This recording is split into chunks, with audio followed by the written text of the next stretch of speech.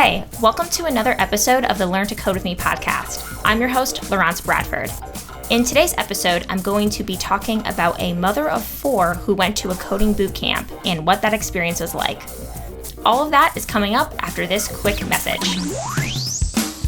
The biggest Learn to Code with Me event of the year is right around the corner, the 2020 Ultimate Tech Career Toolbox Bundle Sale.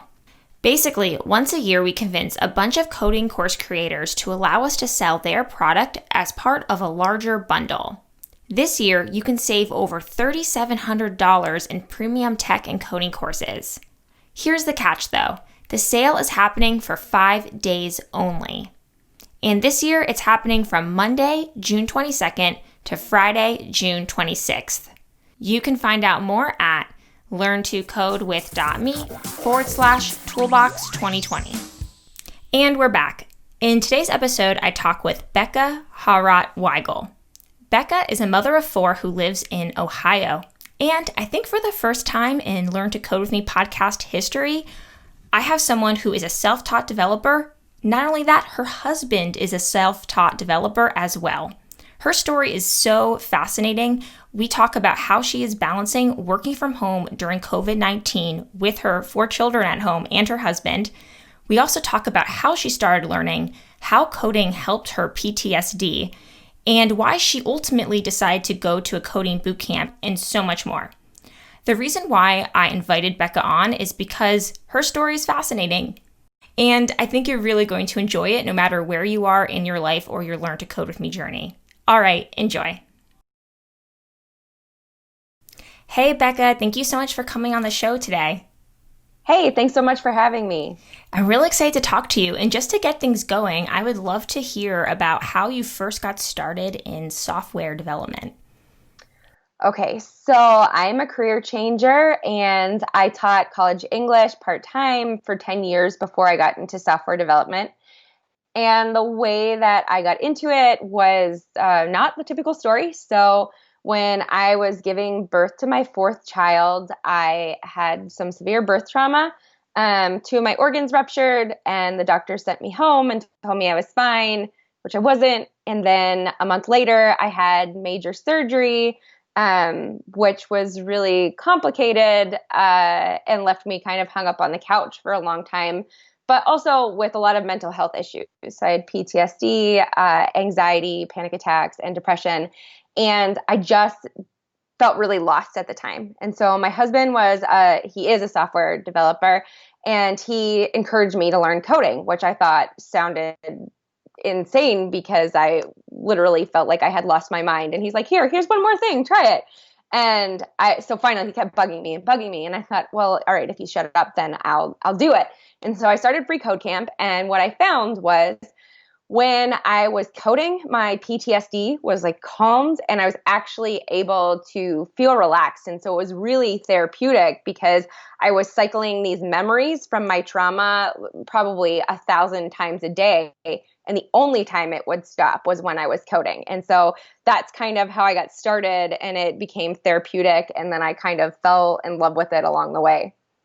Wow, that's awesome, but I've never had anyone on the show who has had a story similar to this and found coding therapeutic. So I'm so excited to talk to you about that because what an interesting perspective and experience. I mean, horrible that you went through that trauma and we're going through that, but this is so fascinating. So how long ago was that, that you first started it? Yeah, or Free Code Camp.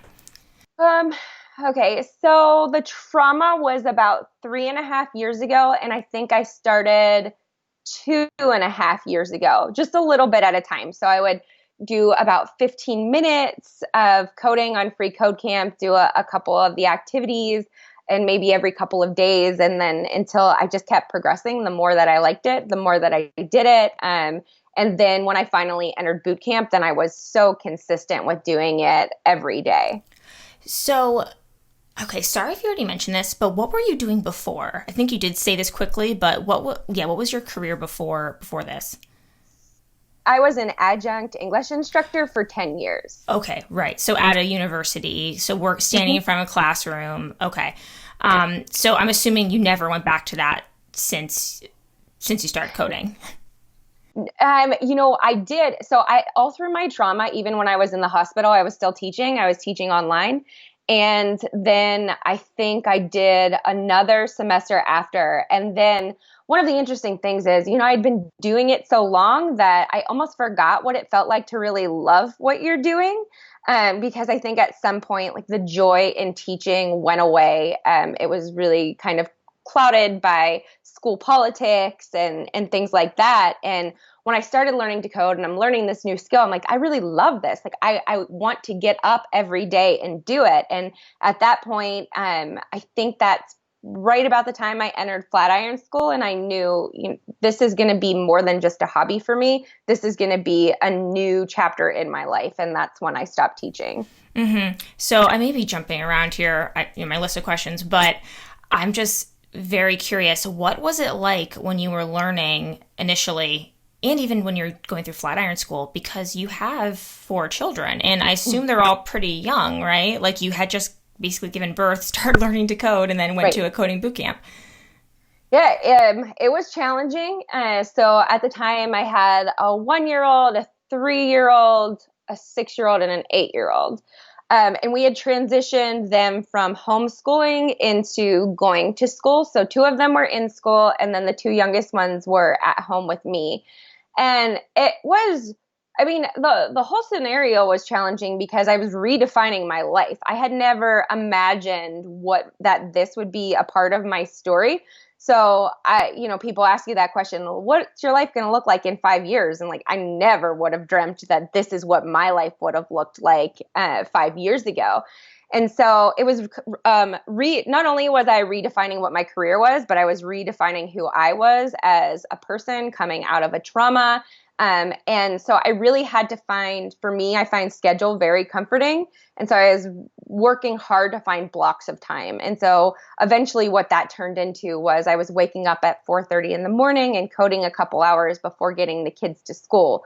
Now, when I started, it wasn't that 4:30 wake up because I had a baby that was still waking up at night. And so it was maybe 6 o'clock in the morning until 6:30, I would do a little bit. And then at nap time, I would do a little bit. And then like after 4 p.m., I start to like go brain dead. I can't think straight. And so it's harder for me to code then. But if I had to, there were some late nights that I just muscled through it in order to get done what I needed to get done. So it was like at every possible, actually, it's not unlike now living through the pandemic with 4 kids at home, like trying to find all of those bits of time to do the thing that I really enjoy doing. Yeah, wow. That is like, yeah, wow. Like what a story. And when you were chatting, I was just thinking about, there's a lot of folks I've had on the show or people I've spoken to over email who are learning to code. Maybe they're a few months, few years, whatever. And they'll do similar where they'll wake up really early before anyone else is awake. If they, have a family, and they'll learn to code for a few hours and then get on with their day. And then I've actually spoken to people, it's kind of the opposite. They wait till everyone goes to bed. They stay up really late. And then that's when they do stuff when like sort of like the house is, quiet, and they can actually focus for, a prolonged period of time. So you started learning with Free Code Camp. You went to Flatiron. I assume that was their remote program because they have the remote learning, right? Right. It was part-time, self-paced. Or it was not part-time. It was self-paced, full stack. Okay. And then about how long were you going through that? It took me 11 months. And I think like I was pretty proud of the pace that I set. I really had to challenge myself with working with the kids and having a couple of part-time jobs and making it through that. So for me, it was 11 months. I went through a lot of recovery over those 11 months as well. And when you wrapped that up, about like how long ago was that? Like 2 years ago or 1 year ago at this point? It'll be 1 year exactly on Saturday. Oh, wow. Congratulations. You're hitting a milestone. For people watching this, we are recording a bit before it airs. So I guess by the time this comes out, it'll be past that, but that's exciting. So you finished that about a year ago, and you got did you get a full-time job almost immediately after, or you started looking for jobs right away? So I knew early on that I didn't want a full-time job. With my kids home, I wanted to be flexible and still be able to do things like take them on field trips and to doctor's appointments and be home with them in the summer. And so I was looking for something part-time, flexible, and remote. And I kind of put feelers out early on through Twitter and other social media. And so I think maybe a week or two after I finished my final project, I put a message out on Twitter that I was looking for work. This is what I'm looking for. And almost immediately I found a job and I started July 1st. So I had vacation and then I started. So not a typical story, but it's been one that's worked out really well for me. That's awesome. And I love that you found it through Twitter. I think that's really cool. Like a ton of folks obviously will find jobs through these social media channels of varying degrees. I feel like for software engineering, though, Twitter is probably the most common, or I guess maybe somehow through like GitHub or Stack Overflow or connecting with people, on a site like that, and then bringing the conversation further. One of the other guests on the show this season, he actually got his first software engineering job through a hackathon, meeting his future employer there just during a hackathon. Nice. So yeah, that's really cool. So is that where you still are today then, about, well, not a full year yet, but almost a year later, the same job, or have you moved around at all? Yeah, no. So at the beginning of the pandemic, I lost my job. But 2 weeks ago, I picked back up. So I'm still working at the same place, and I'm an independent contractor, and I'm also working for a startup, building an app with them too. Oh, that's so awesome. And yeah, when you were speaking about getting your first position, I was like, wow, I know you got that a year ago before all of this pandemic craziness, but I'm like, having a job that's, remote, flexible, part-time would come super handy when everything just gets turned upside down. Right. And I feel like I could have transitioned into it really well at this point. And so yeah, the whole pandemic situation was such a roller coaster because I had never really interviewed for jobs to begin with, because I got this job and it turned out to be a fantastic place for me to be. And then when I lost the job a couple months ago, I started immediately interviewing, and it was soul crushing. I don't know, like I've heard people describe it as that. And I always thought like, well, that's really strong. But then I also felt the same way. It was really intense process and a lot of heartbreak. A lot of it was specifically due to the pandemic, because jobs that were going to be offered were rescinded because of pandemic related hiring freezes. And so it was really challenging, but I was really fortunate to early on pick up this React Native contract, which was smaller than what I was working on before, but I was working with React, and I always kind of felt nervous about moving into the React Native world, thinking like, well, I don't know if I can do that. But I did. I felt like I learned a lot about myself through that process, because I thought like, hey, I know more than I thought I did, and I can find the answers to questions way faster than I did when I first started about a year ago. So I think that it was a good learning experience for me to kind of evaluate myself as a developer and how far along I've come in my journey.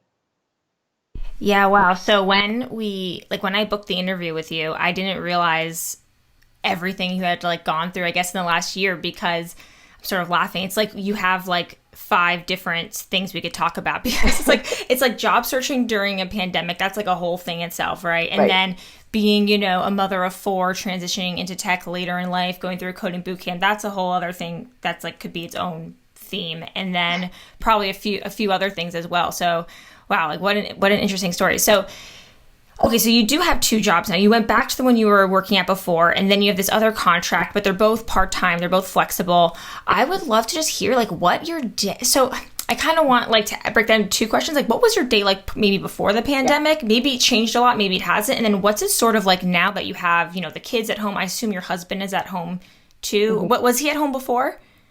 He was at home 2 days a week before. Okay, because I guess if he was already home before, maybe it wouldn't be that big of a shift. But I feel like that in itself is like working together if you're not used to working together, and then being together 24/7 and like seeing the work personalities and stuff, that's a transition as well. So like, what does your day look like now versus maybe a few months ago? It is drastically different now than it was a couple of months ago. So a couple months ago, I had my basic routine down. So I would be up at 4:30 and I would code from 4:30 to 6:30 or 7, depending on when I got the kids up, or if I went and worked out in the morning. And then I would take the kids to school, and that was my time for working out or for coding. And then I would pick up my daughter from her Montessori school around lunchtime, and then it was time for the kids. So it was really structured in terms of what I did, but every day, essentially from 4:30 in the morning until 11:30 was either coding or working out, which is super important to my mental health. So I just have to do it. And then I could switch roles more easily into like the mom role and do that for the rest of the day. And then Saturdays I would usually work some too.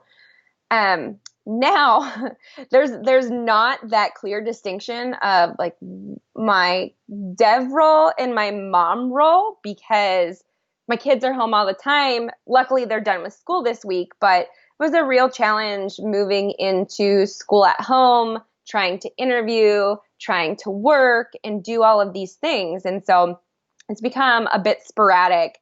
I start my morning with a workout. I have to, for where I am now, because it makes me happier and gets me through the day.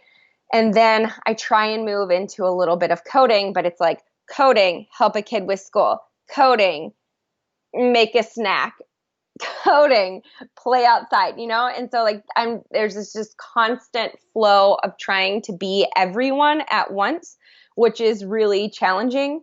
I think that we've worked really hard on establishing a schedule and activities for the kids to be doing. So it's definitely easier than it was the first 3 weeks that we were all at home and everybody was crying. So now we're not all crying anymore most of the time.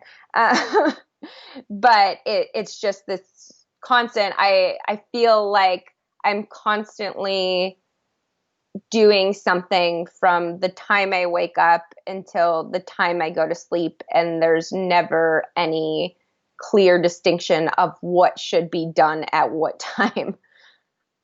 Yeah, you and me, I think are, except I don't, have children, but as far as the structure, like I thrive on structure. I need structure. I need to create structure for myself. So even though now that I'm at home, I always could work from home, but in the past I chose to go to a WeWork, and I liked that time that I was like commuting and having that sort of like structure and that break from working from home versus working from like an actual office space. Bear in mind, for you and everyone listening, I live in like a small apartment. I don't have like a house with like a separate office. That could be quite different if that was the case. But yeah, totally am with you there. The other thing I'm totally with you on is the exercise. I'm the same way. Like, I don't exercise in the morning though, but there's a certain period like later in the afternoon that I will exercise, and I like need to be, again, in a small apartment with my husband, but I like either try to have him stay in the other room or go out on a walk, because it's like I just want to pretend I'm like in a gym and by myself. And it's like, yeah, really important to me just for de-stressing and right. Whatever, like to exercise and to have that kind of alone time. But anyhow, yeah, so we're very similar there. Well, I'm glad you're still able to fit in the workouts and somehow manage it all. But I was also thinking about this when you're speaking, because kids are home during the summer, right? Like, what if there wasn't a pandemic going on? Were they going to be at summer camp, or like would things look drastically different than they were before? So last summer, and that's when I first started working, so it was just kind of a transition into what life was going to look like for us. And before, as an adjunct, I always had summers off. So this is the first time I'm ever experiencing working through a summer. And so what I did last summer was I hired a babysitter 2 days a week, I think, and she would come for 10 hours. And then my dad would take the kids, my parents would take the kids for another morning a week. I think that I probably was working less last summer just because I was learning and easing into it than I had been working in the fall. But so, yeah, I would definitely have somebody that was here, either here, or I would be dropping them off at my parents. So they would be able to watch them. And then I would have that free time. And again, my husband was driving to work usually. And so it was, the house was mine to myself. I had quiet, or, I like to have my music on. But there were no interruptions at all. So it would be much simpler to get things done. Yeah, that definitely makes sense. But I guess like everyone right now, pretty much in America, I feel like people's like, their whole schedules are shifting and figuring out like how to live life differently now that, everything's turned upside down. I can't even imagine with kids. I keep saying, I say that like every day. I'm like, I can't even imagine what it would be like to go through all of this. And then in the area that we live is like the New York City area. So everyone has apartments. And I'm like, oh my gosh, if I was inside, because a lot of families live in apartments, and they live in like a 2-bedroom or whatever apartment. And I'm like, I feel, kind of like claustrophobic already with just 2 people and 2 pets. But I'm like, oh my goodness, if there was then, more humans on top of that, it'd be really, really difficult to create the structure and have the space and all of that. So I kind of want to switch gears a little bit. We talked obviously just a ton about your background, and you did mention how you started learning. I want to dive more into that. So you mentioned Free Code Camp is where you got your start, and then you mentioned Flatiron School. How long were you doing Free Code Camp-ish before you decided to do a more like intensive coding boot camp? I think I was casually doing it, so not necessarily consistently, for maybe about 4 or 5 months. And then I learned about Flatiron School. And to be honest with you, I didn't even know boot camps were a thing. I had no idea. My husband is self-taught. He went through Free Code Camp and then maybe did a Udacity certification for React. But like I said, I had never dreamed about this becoming part of my path. And so everything was super brand new to me. And I was just trying to navigate through this. So I found out about Flatiron School, and I tried their free bootcamp prep.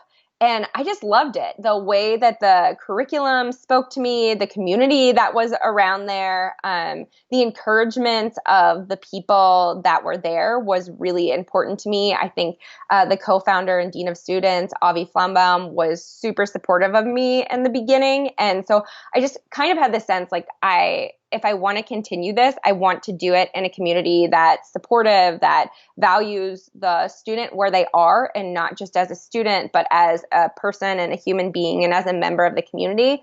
And I really got that through Flatiron School. And so I started Flatiron, it was June I got a full scholarship to Flatiron School, and I started not last June, but the June before, so 2018.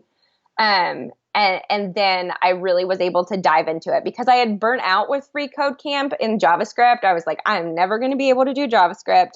This is not for me. Like, this is over my head and I can't figure out any of this stuff. And so I was really happy to go through Flatiron because they start with Ruby, and Ruby is just kind of a gentle language, I think, to get started with.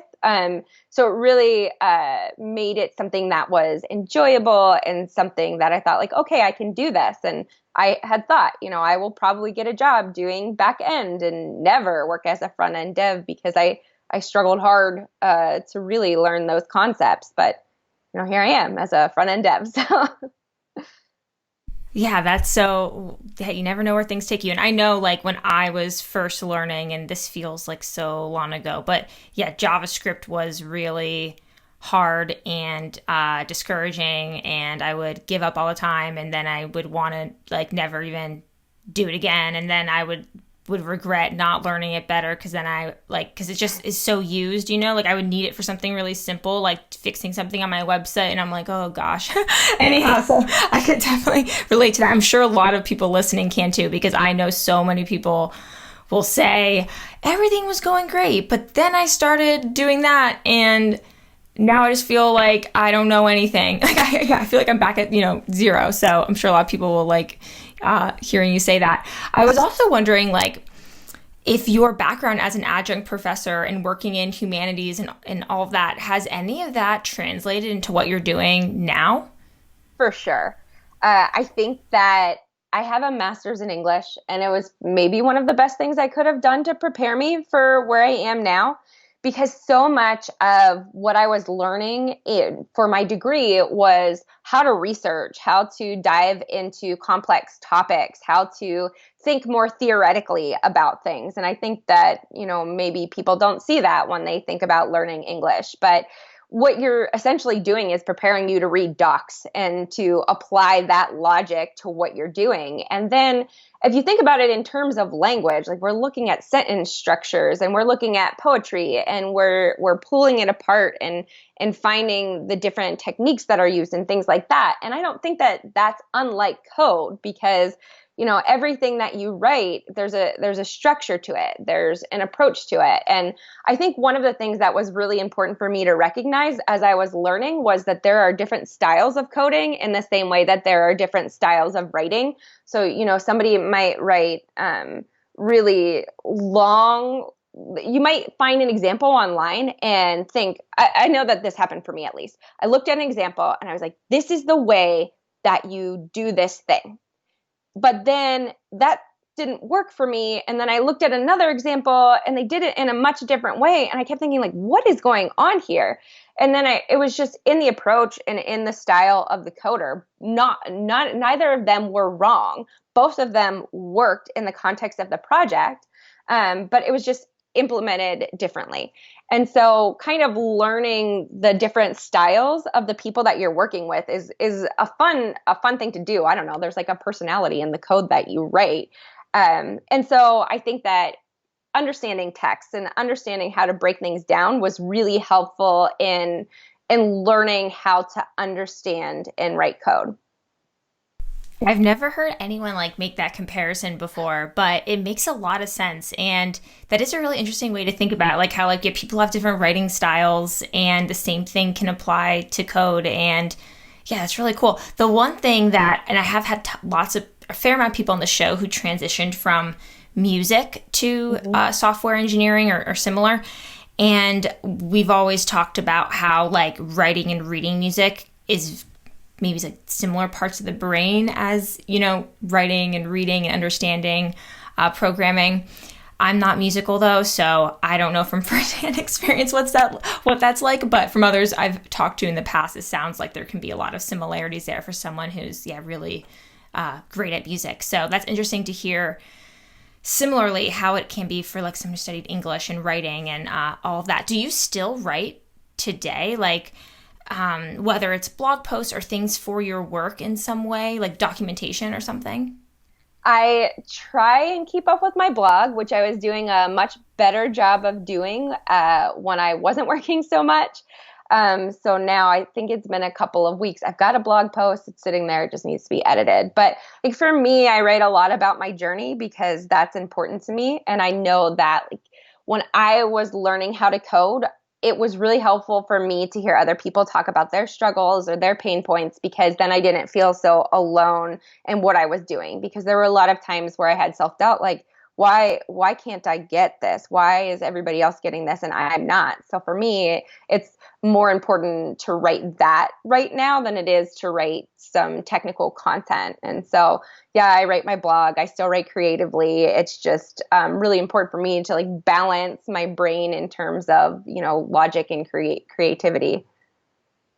Yeah, that's heck, that's one of the reasons why I started my blog, which was now back in 2014, but there are a few reasons, but one of them was I just wanted a way to write and to help others. And I always loved writing. And I, as you just said, with the balance, if I was just doing coding all day, which I was a lot before that point of starting the blog, I felt a little, I don't know, almost not jittery or cabin fevery, or I wasn't using my full brain or something. So then starting to write and blog, that was a really nice balance. But I've always liked writing. I know for people who don't enjoy writing, it may not be similar. Yeah, right. So I wanted to actually circle back to something we did talk about in the beginning, and that was when you started learning and your PTSD and how it helped you cope, or how coding helped you cope during that. Could you just speak a bit more about that and how, I don't know, like, I guess, like, how, or if you even know how, like, how it helped or why it helped. Yeah. So I'm just going to talk a little bit about the PTSD first, just in case anybody doesn't really understand it. So for me, the PTSD, there were two specific moments that would cycle through my head over and over. There was one, I went in to see my doctor after everything happened, and she told me, well, you're not my problem anymore. Go see another doctor. And I replayed that in my mind 1,000 times a day. And then the second one was, post-surgery, I overdosed on morphine because they didn't properly cap my pump, and they had to give me Narcan, which was like hell on earth because I just had had major surgery and organs removed and stitched together and stuff, and I had no narcotics to negate that pain. So there were these just two instances that would just constantly be triggered in my mind. And so during the day, it was a situation with the doctor, and thinking that over, hearing it over and over and over, and then also playing in my mind, like, well, what should I have done? What should I have said? Why did I do nothing about that? And then I guess that was like, and then in the evening, that's when the situation with the Narcan kicked in, because I just kept thinking, like, I'm going to die. I'm going to stop breathing. I'm going to die. And both of those moments, I think, really stuck out because I felt like I had no control over the situation. I had no power in my life. And I was at this very low point where I was just totally and completely vulnerable. And I felt like there was no one there to help me. And so I think for me, coding did a couple of things. One, it required my complete focus because I didn't know very much at all about coding to this point. I had maybe done a little bit of HTML and CSS, updating a website with Dreamweaver years ago. But I had to learn to understand error messages, and I had to focus on what was happening. So it required this complete focus of my brain. But I think the second thing that was really important is I had control over what was happening on the screen. So I was like able to gain some of that control back, able to feel empowered by writing hello world on a screen because I created something and it happened. And for me, it was a lot of self-worth that was tied to that. Like, look, I can do things. And for a long time, I felt like I can't do anything. So it really felt good to do that. And then the third thing that was important about learning to code and moving away from or a calming sense over my PTSD was that there was this great community that was there to support me. And so people that I didn't know, I was very new to Twitter. I like remember getting 70 followers on Twitter. And I was like, what? I have 70 followers. Like, these people are cheering me on because I'm talking about coding and I don't even know what I'm talking about, right?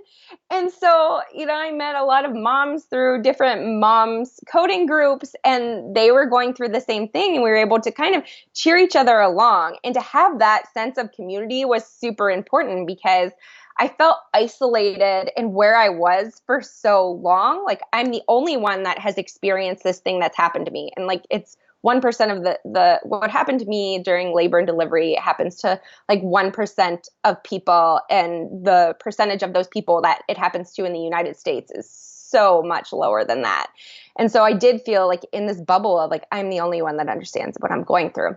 But now, going on this journey with people who were supporting me, who were cheering me on, and watching myself actually accomplish something really allowed me to take control over my life in a way that I hadn't been able to through that trauma, but also probably for years before, because as an adjunct, you're not involved in a community. You're just kind of going through things and nobody really cares what you're doing and you're underappreciated. And it's not just the one school I was at. This is just generally throughout the entire United States. There's not much community for adjuncts or acknowledgement for the work that they do. And so to feel I was part of something bigger became really important in my growth and my healing. Yeah, wow, that is so thank you for sharing, and thanks for being so vulnerable and talking about this, because I feel like I've never had anyone on the show who's talked something quite like this. I have had someone in the past who talked all about like pregnancy and maternity leave, and she worked at Microsoft and her whole experience going on, paternal leave. But this is really interesting. So, okay, I just had another question, and now I just like totally blanked on a follow-up for what you said. But I love the community stuff that you're talking about, and people will ask me a lot about that. And I do think coding has such a great community, and there's so many different communities. Like you just said, like you found ones just for moms learning to code, and I can't think of the name, but I know I've seen like a Facebook group before just for single moms learning to code, I think. So it is really cool how there's all these like little like support communities kind of like niched down within like the broader learn to code movement or ecosystem, whatever you want to call it. So that's awesome that you found that kind of support. And I know Free Code Camp has a ton of like community support and not forums, but they have what is it called? Don't they have, I'm blanking on the name, the chat. It's kind of like Slack, but it's not. Right. Yeah, but I don't know what it's called. I'm like totally I'm blanking out whatever the name is. But yes, they have that. They have that thing where you can interact with people. And I'm sure then once you were in Flatiron, it was a whole other level of the community aspect. Actually, I would love if we could talk about that a little bit, because I get tons of questions about, should I go to a coding boot camp? Should I not? I always say, well, no, like you don't have to. Like tons of people learn to code, get jobs, and they don't go to a coding boot camp at all, or they don't pay anything to learn. But obviously there can be tons of benefits to going to a coding boot camp, whether it's in person or online. So like if someone was in a situation where they were considering that, like what would you have to say? Like if they were trying to decide, is it right for me or should I go to one? Right. I think for me, I always want to disclose that I had a full scholarship. So for me, it would not have been doable had I not had that. And those are few and far between, but there are resources to help you get funding and things like that. I think that Flatiron, I loved it so much. And so I can't talk enough about how great it was for me. At the beginning of your journey into Flatiron School, they have an educational coach who helps you to set goals and helps you to navigate the curriculum. And my coach was amazing. She had gone through a trauma, and so we were able to bond on a really deep level. She had been run over by a semi-truck, and she has a book called How to Get Run Over by a Truck. So if you're looking for a good memoir, it's definitely on the top of my list. But she was such a great support system for me, not just through education, but for what I was going through. And I think that most of the educational coaches are very fantastic in helping you and allowing you to ask all of the questions that you have. And then when I was in the beta cohort then, and I think that they have cohorts now more permanently, but that was amazing because I was doing these one-on-ones and I was learning how to push myself. And I would say that I'm a go-getter. I'm the type of person that likes to push myself really hard and maybe too hard in some circumstances. But at the beginning, I was really reticent to do that. And so I was kind of holding back and thinking like, I still had in my mind, I can't do this. Why am I doing this? I can't do it. And she said, come on, you can do this. And she was a mom too. And she was like, her daughter would sit on her lap sometimes when we were doing our one-on-ones. And it was a great example for me to say like, okay, look, she did this too, and I can do it. And so having that accountability and having a solid curriculum is really important. And so I know that before I did Flatiron, I was kind of hopping around to different curriculums and trying to piecemeal together what looked like would help me to find a job. And I was using some outdated resources that I didn't know about. So unless you have a mentor or somebody that can guide you in the right direction, it can be a little bit tricky to navigate that. It is definitely doable. And if you are a person that can really set up a plan and outline what you need, or ask around, I mean, Tech Twitter is always happy to answer questions, then it's definitely doable. But I loved the accountability. I loved that I knew I could depend on the curriculum. And I also loved being part of a community and being able to ask somebody questions. So, I mean, my husband's a dev, but I was learning Ruby and Rails. And so there weren't questions that I could really ask him at that point because he does React and React Native. And Flatiron offers you the ability to ask a question. And I think when you're learning to ask questions is one of the most important things that you can do. And I wish that I would have actually asked more questions and attended more study sessions, because that's huge in developing your communication skills. Because when you get a job, that's going to be really, really important. Yeah, for sure. I actually I wanted to ask about your husband because before getting into this interview, I didn't know that he was also a software engineer or worked in tech at all. To be candid, I didn't even really think much about it. Okay, it sounds so mean. I didn't even think much about it. No, I just was thinking, about you and the questions you prepare for the guests. But when did he get into tech? Because it sounds like he taught himself as well. And did that happen when you guys were already married? Yes, it did. Trying to think here. So he taught high school. He was a manager at Burger King. He taught high school religion.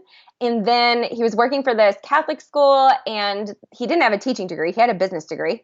And they said, you have to have a teaching degree starting next year. So you need to start classes this summer, and we're not going to pay for it. And they were paying him pennies to begin with. And we're like, okay, this is just not even worth it. And so he started working for a friend from high school, and he had a background. He knew how to create websites. He had done HTML and CSS and stuff way back when he was in high school. And so it's always been on his mind. But so as he started working with this friend, he started taking on bigger and bigger projects, and he started to teach himself how to code through Free Code Camp. And at the time, I thought, what are you doing? like I was working as an adjunct, I was working as an academic affairs events coordinator, and I was surprise pregnant with our third kid. And I just thought, why are you spending all this time learning these things? We don't have time to learn right now. We need to be working, right? And now, obviously, in retrospect, it makes way more sense to me what he did, but it was really challenging. And I think that I talk to a lot of people who have gone to boot camps, and it's really hard to prepare your partner for what you're going to be going through in a boot camp, because it's not just you, but it's exhausting because you're putting everything that you have into this boot camp. And mine was over 11 months. So I'm not even talking 3-month intensive. But you're exhausted from learning all of these things, and you're spending all of your extra time, and you're giving up things that you used to have, maybe sitting down and watching TV together. And so I feel like it really needs to be a conversation with everybody, but it's still going to be really hard for your partner to understand unless they've been in a similar situation.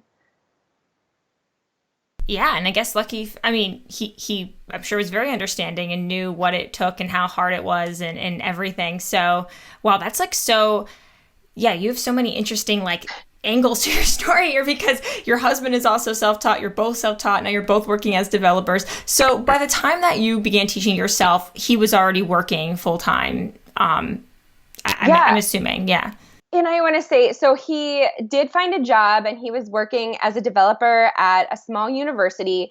And I want to say that was a year or two. And then he started working at Dick's Sporting Goods as a senior software engineer. And I just want to say, I know that a lot of people are concerned, am I able to advance my career if I'm self-taught? And he went from being self-taught to being a senior software engineer in just a couple of years. So it's definitely something that's doable. You build your portfolio and you network with the people around you. And that's one of the great things about tech.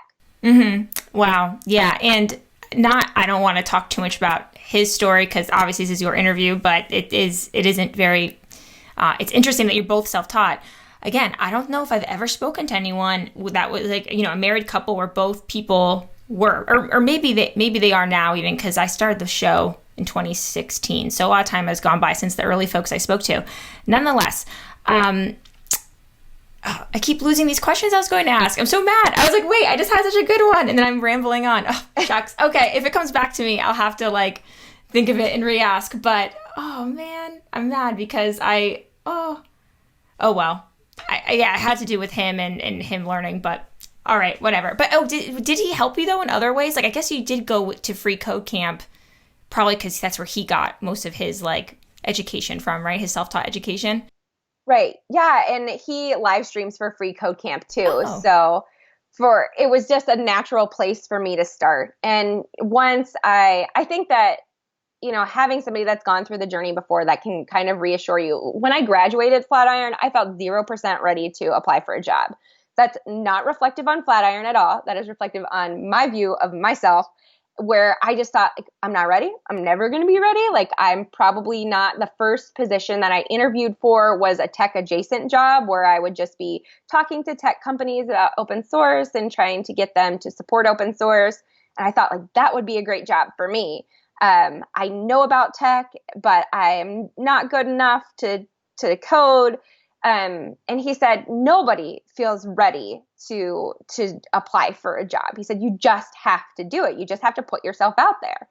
And honestly, I didn't feel even like I should be in tech until probably like 6 or 7 months in. And I think that for most people I talk to, that range between 6 to 12 months is right around the time where they start actually acknowledging to themselves, like, oh, I am a developer. Like, I can be doing this. So I think that there's just a lot of self-doubt, especially coming from a different background where I had worked in that field for 10 years. So I was confident in what I was doing. I had taught the things over and over, and I felt I wasn't an expert on the material, but I knew it more than anybody else that was in the room. And so now I was starting totally new at the student level and kind of working my way up. And so for me, that was a huge change from where I had been to starting over and having these feelings of newness and whether or not I could do this. Yeah, it's like such a different dynamic going from leading a classroom of students, and as you just said, you're the one with the most knowledge on the topic, to then starting at a company, full-time, part-time, contractor, whatever, but, you know, your first job, you're like junior dev level, so you're kind of like on the lowest rung or whatever, like, right, looking up to people, asking people, you know, above you or more experienced than you for help and questions. So it's like a total like reversal of what you were used to. I wanted to also mention earlier, when we were briefly talking about how your past experience like transferred into today, maybe I'm wrong, but I would imagine that being in front of a classroom, like public speaking, being able to, you know, articulate and communicate verbally, that could help a lot during job interviews or just communicating with people once you're working and like others on your team. Yeah, I think that it both helped and it didn't help me. So I think overall, in terms of interviews, I feel very confident in going in interviews and answering questions that are not about code, like about my style of learning or things like that. I think that it certainly helped there in terms of being able to articulate what my process is. I think that I also realized recently I probably developed some bad habits as an adjunct because I was working by myself. I didn't really have anyone that I can go ask questions to. So if there was a problem, I was going to find the answer. And I think that what that translated to early on and when I was working was having this mentality where I was just going to hammer out these things and figure out the answers. And it's also the same with boot camp. There's not always someone to answer your questions. If you're coding late, you can't ask a question, or if you're coding early, you can't. And so I was just trying really hard to find the answers myself. And sometimes this would take me down a path hours away from where I needed to be.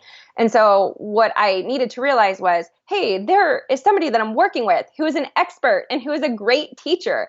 I can ask that person. So again, it was like that role reversal into student, because as a teacher, I'm not asking questions to find answers, right? I'm trying to get my students to tell me something. And now here I had to remind myself, like, I'm kind of a student in this situation. And so if I have a problem, there's a point that I need to stop and say, you know what? Maybe this is the perfect opportunity for me to ask a question. And then this is going to, you know, allow me to grow through learning from somebody else who can teach me how to approach this problem. And sometimes those questions are, what am I doing? Because I don't know. Or can you clarify this? Or am I on the right track? So it was learning how to be a student again and to ask those questions that became really important in how I was developing my communication. Got it. Interesting. So unfortunately, we are out of time. I feel like I could talk to you. You could do a whole like full, you know, multiple interviews about all these different like subtopics of your story. But I wanted to ask if you have any final like parting advice, just like a little nugget of advice for people who are currently, where you were a couple of years ago and they're just starting out and teaching themselves? Yeah, I would say that even the most senior devs are looking things up online. So first of all, we're all looking things up. It's okay to look things up. Actually, it's really good to look things up. That's how you learn and that's how you grow. And don't judge where you are in your journey based on anybody else's journey, because you don't know what factors go into that. Where you are is where you need to be. And so finding your own learning style, your process, your communication, define that by who you are and what you need to grow is really important. Awesome. Thank you again for coming on. And where can people find you online? Twitter is the best place you can find me, at Bekah HW. So it's BEKAH and then another H and W. I'm there, and I think that my blog is linked on there too. All right, awesome. We'll definitely include those in the show notes. Thank you again for coming on. It was great to talk to you. Yeah, you too. Thanks so much. Thanks for listening today. If you missed anything or would like a recap, you can find the show notes at learntocodewith.me/podcast. If you're listening to this episode in the future, simply click the search icon in the upper website navigation and search for the guest's name. Now, if you're listening to this interview around the time that it airs, I want to tell you about something special that we're doing, our annual bundle sale. This is also known as the Ultimate Tech Career Toolbox. This is the biggest thing that we do all year. For 5 days only, you can get access to over 30 tech products, which together amounts to be over $4,000. And for these 5 days, you can get all these products for a fraction of that. The sale is happening this year in 2020 from Monday, June 22nd to Friday, June 26th. And when you invest in our 2020 bundle, you'll get access to a collection of products that can help you level up your coding skills and break into the tech industry. As a buyer from last year's bundle sale said, I was skeptical at first. Thousands of dollars in courses for hundreds of dollars sounded way too good to be true. But the Ultimate Tech Career Toolbox turned out to be the best way to save a whole bunch of time and spend a fraction of the price you would trying to get all these courses separately.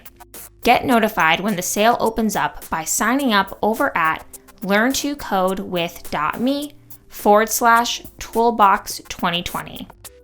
Again, the URL is learntocodewith.me/toolbox2020. All right, I'll see you next week.